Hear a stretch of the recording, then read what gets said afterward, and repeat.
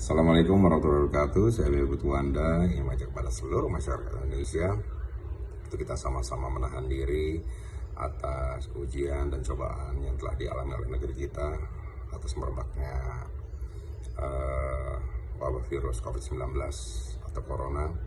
Hendaklah kita bersama-sama selalu menjaga kesehatan, kemudian social distancing kita jaga terus, dan juga untuk yang berkeinginan mudik, berkenan untuk tidak mudik dulu, karena jangan sampai kita merasa bahwa kita sehat, ternyata kita adalah virus carrier atau pembawa virus itu yang akan menyebabkan virus itu bisa menular ke daerah atau kampung yang akan kita tuju.